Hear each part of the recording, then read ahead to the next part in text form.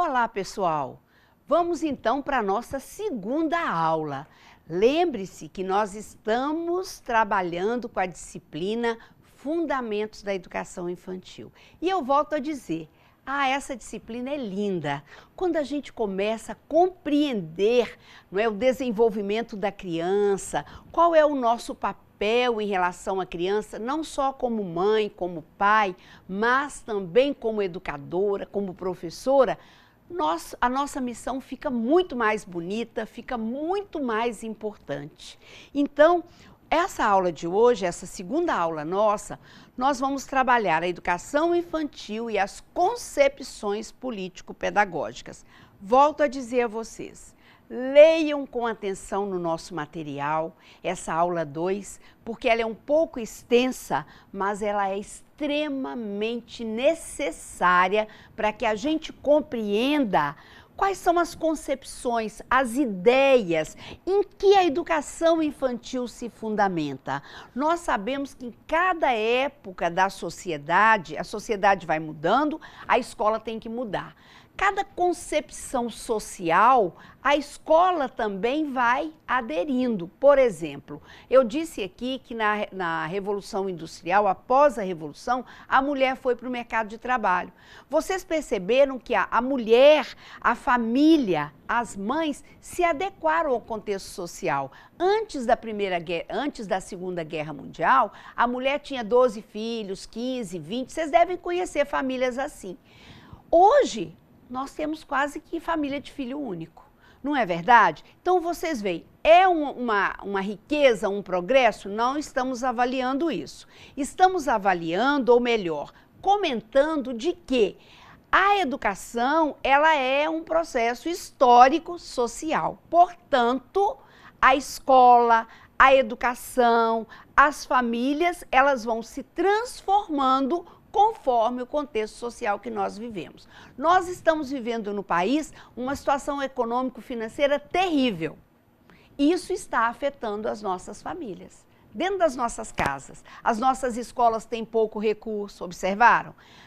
As nossas famílias têm um poder de compra menor, nós estamos vivendo com mais dificuldades, reflexo de uma situação social. Só para vocês compreenderem o porquê que eu estou tentando mostrar para vocês o que são essas concepções que deram, então, origem à educação infantil. Bom, a criança de 0 a 5 anos, nós já falamos, ela vai crescer com muito mais qualidade se ela for cercada de relacionamentos saudáveis.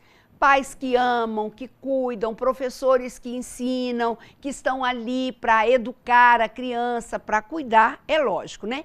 E a proposta pedagógica da escola, ou seja, quando se vai criar uma escola de educação infantil, uma creche ou uma pré-escola, nós precisamos cuidar também dos aspectos físicos, a criança tem que se envolver fisicamente, cognitivamente, a inteligência, né, os conhecimentos, socialmente, que é o convívio, emocionalmente ela tem que estar bem, e também as questões sociais e culturais. Isso vai perpassar todo o nosso estudo em relação à educação infantil.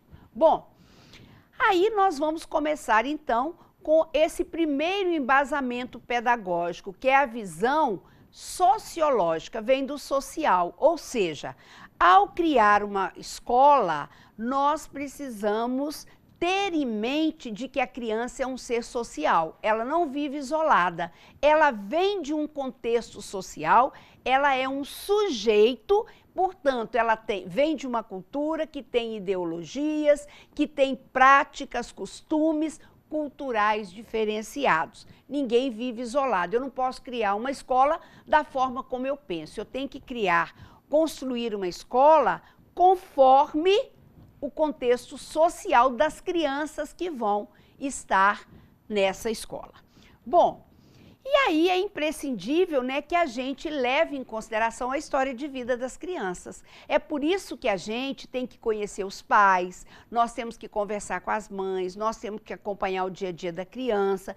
toda essa história de vida dela, a questão do gênero, né, da etnia dessa criança. Hoje nós recebemos crianças de vários lugares, né, nós recebemos de várias etnias diferentes, culturas diferenciadas, regiões geográficas diferentes. O Brasil é muito extenso, né, do norte ao sul, e nós no Tocantins sabemos muito bem o que é isso, haja vista as famílias que procuram o nosso estado. Então nós lidamos com muitas culturas diferenciadas. A visão psicológica é a compreensão de que a criança, ela se desenvolve do ponto de vista sensório-motor, os sentimentos com a parte motora, física, a parte socioafetiva, o emocional dessa criança, o simbólico, como é que ela se expressa. Ela mostra pro filtro dizendo que ela quer água. E nós compreendemos isso, mas temos que ensiná-la a falar água. Não é assim? Simbólica e cognitiva, né? Porque se ela não tiver inteligência e essa não for desenvolvida de forma adequada, isso realmente não vai acontecer. E também como elas constroem o seu próprio conhecimento em cada período de vida. A gente observa a evolução da criança de um mês para outro. Ela se desenvolve muito rapidamente. Então, essas concepções psicológicas, elas orientam os professores para que eles compreendam as capacidades que as crianças têm para aprender. Tem alguns aspectos importantíssimos que nós precisamos orientar-nos, nós precisamos conhecer para elaborar uma proposta pedagógica da escola. Vou fazer um parênteses. Quando uma mãe vai procurar uma creche ou uma escola para colocar seu filho, ela quer conhecer a escola, ela quer saber como é que a escola trabalha. Isso, na verdade, os pais querem conhecer a proposta pedagógica da escola. Muitas vezes eles não usam essa expressão, até porque eles são leigos nessa área. Mas nós que somos profissionais da educação, nós precisamos elaborar uma proposta pedagógica que tenha fundamentação. E aí, vamos ver o que é que Sônia Kramer nos aconselha ao elaborar uma proposta pedagógica. Tem que levar em consideração o socioafetivo.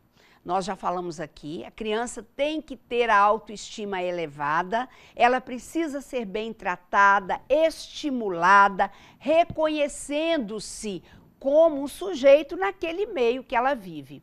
O cognitivo, a própria criança constrói o seu conhecimento, mas as condições devem ser proporcionadas a ela através do mundo físico, ou seja, colocados brinquedos, objetos, situações para que a própria criança aprenda sob a orientação do professor.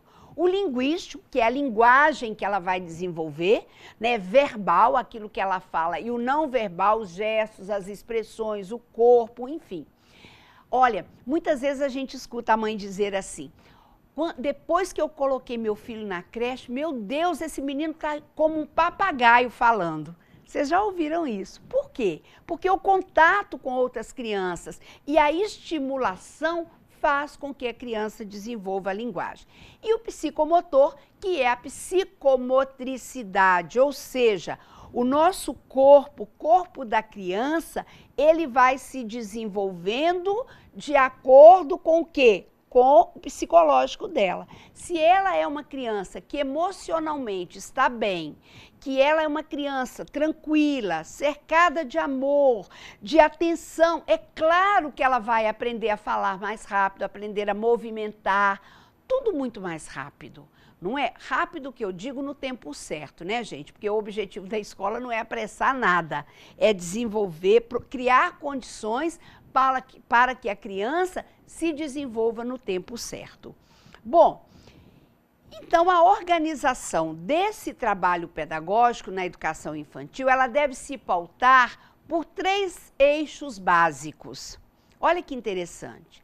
A exploração, a descoberta e a construção de noções. O que vem a ser exploração? São colocados situações, objetos, brinquedos, condições físicas e a criança vai explorar, ela vai pegar, ela vai cheirar, ela vai sentir. À medida que isso vai acontecendo, ela passa a descobrir coisas novas. A partir daquilo que ela descobre pela observação, ela vai então construindo noções. Por exemplo, eu coloco um objeto, um picolé, por exemplo, na mão da criança lá. Ela pega e assusta, sente que está frio. Se eu coloco, por exemplo, algo quente, ela vai sentir, assusta e ela constrói. Ó, esse é quente e esse é frio. Por exemplo, a extensão, o que é grande, o que é pequeno, o que é liso e o que é áspero. Ela própria vai construindo essas noções em função da exploração que ela fez e da descoberta. Dentro de uma visão antropológica, então nós vamos tratar aqui da história cultural, né? Nós vamos perceber que a criança e cada professor tem uma história diferente da outra, tem uma cultura, embora a gente more às vezes no mesmo lugar, a cultura da família tem as suas peculiaridades. E o professor também, porque eu não deixo de ser eu, Beth, para me transformar em eu, professora da educação infantil. É claro que eu tenho que me adequar, me preparar, me qualificar para ser professora, que eu não me construo da noite para o dia, né? A construção docente é um processo, não é mesmo? Mas eu preciso considerar tudo isso ao elaborar uma proposta pedagógica. Então, a educação infantil tem as suas tendências, né, pedagógicas. Por quê? Nenhuma prática pedagógica é neutra. Eu não consigo sair de mim, cada um de nós sair de si para construir uma proposta que não tem nada a ver com o outro, não. Ao construir a proposta, leva-se em consideração a minha cultura, os conhecimentos, né? Quando eu digo minha, não é minha, né? É nossa. É quem vai elaborar essa proposta.